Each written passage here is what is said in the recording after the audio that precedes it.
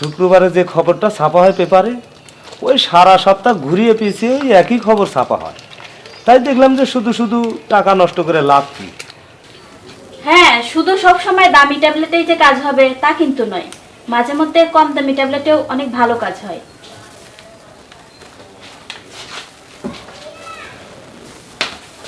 ভাইয়া মনে রেখো, তুমিও কিন্তু ছেলে সন্তানের বাবা।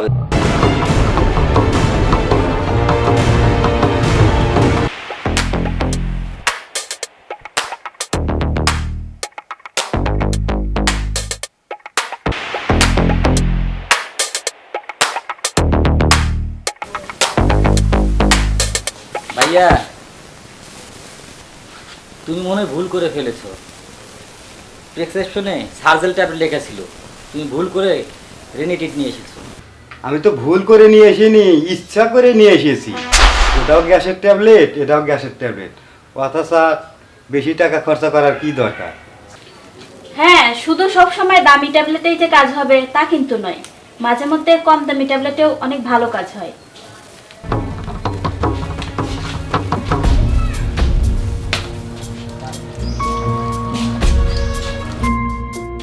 ভাইয়া তো আগে এমন ছিল না, বিয়ের পরে কেমন যেন হয়ে গেছে।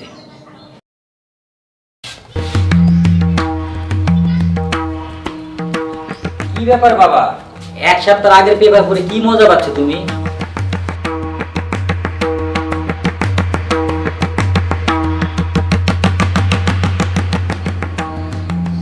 বাসার মধ্যে থাকতে আর ভালো লাগতেছে না, রুমটা বন্ধ হয়ে যাচ্ছে। তো বাড়ি থেকে ঘুরে আসি। ভালো লাগে না, বাড়ি থেকে ঘুরে আসি।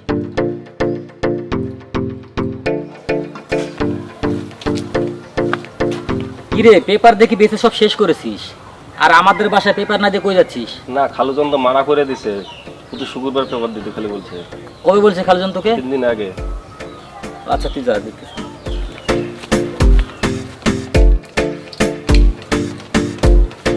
বাবা, তুমি নাকি পেপার আর ছেলেটাকে না করে দিয়েছো, শুধু শুক্রবারে পেপার দিতে বলেছো। বাবারে, শুক্রবারে যে খবরটা ছাপা হয় পেপারে, ওই সারা সপ্তাহ ঘুরিয়ে পিছিয়ে ওই একই খবর ছাপা হয়। তাই দেখলাম যে শুধু শুধু টাকা নষ্ট করে লাভ কি, ওই শুক্রবারের পেপারটা হলেই হয়ে যাবে। আমি যা বোঝার বুঝে গেছি, ভাইয়া নিশ্চয়ই বাবাকে কিছু বলেছে, তাই বাবা পয়সা বাসাচ্ছে। আর আমার কি করার, আমি তো এখন লেখাপড়া শেষ করতেই পারলাম না।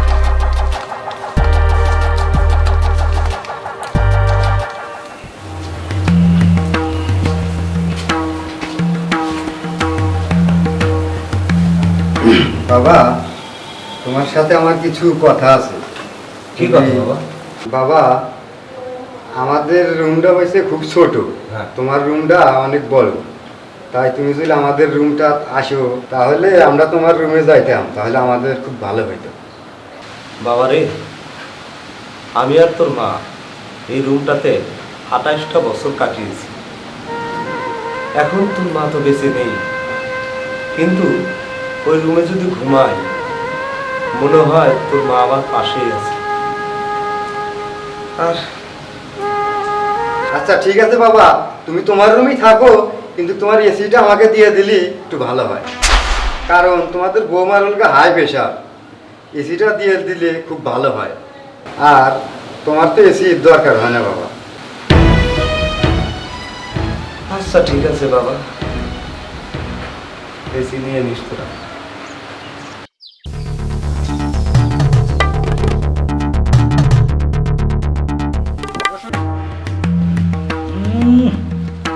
মনে হয় ওরা যুদ্ধে জয় করে ফেলেছে, ইচ্ছে করছে ওদের মুখে থুথু মারি, কিন্তু কি করব, বড় ভাই কিছু বলতেও পারিনি।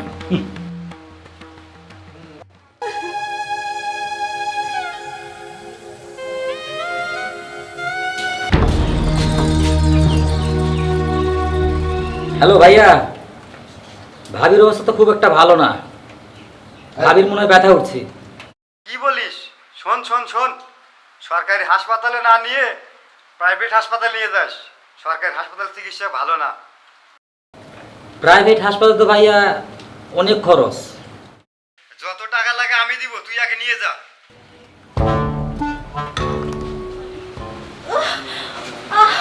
আরেকটু ভাবি, আরেকটু। এই তো এসে পড়ছি ভাবি, আর পারছি না। এই তো এসে পড়ছি ভাবি। ডাক্তার সাহেব, ভাই যত তাড়াতাড়ি সম্ভব এই ওষুধগুলো নিয়ে এসে যাবেন। আচ্ছা ঠিক আছে ডাক্তার সাহেব। আচ্ছা ঠিক আছে।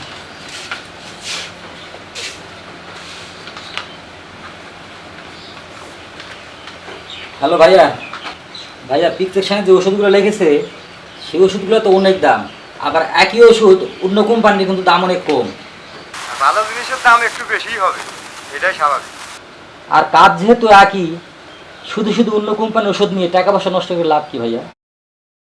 তুই কি এমবিবিএস ডাক্তার নাকি অত বেশি বুঝিস? ডাক্তার যেটা লিখছে সেটা নিয়ে তাড়াতাড়ি চলে আয়।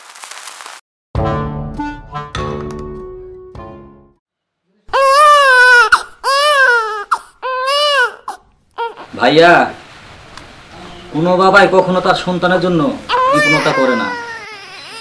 সব বাবাই তার সন্তানকে তার অবস্থান থেকে সেরাটাই দিতে চায়, কিন্তু সেই সন্তানটা যখন বড় হয় তখন বাবার সাথে কৃপণতা করে কেন বলতে পারো?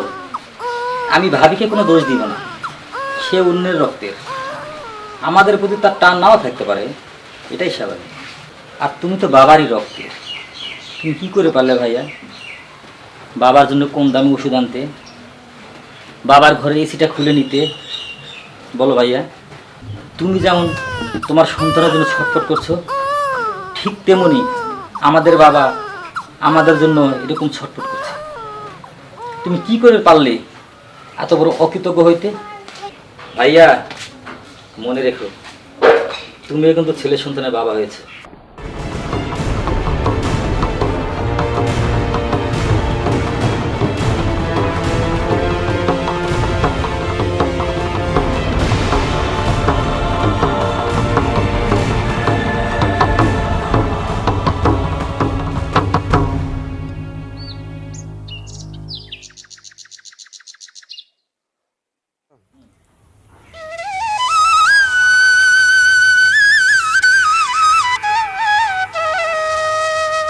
বাবা সাইফুল, রিক্সার জন্য রাস্তায় দাঁড়িয়ে না থেকে চল বাবা, বাপুতে একসাথে একটু হাঁটি।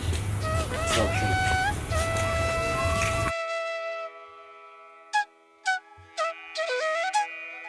আমি কি ভাইয়ার মতো অকৃতজ্ঞ সন্তান হব?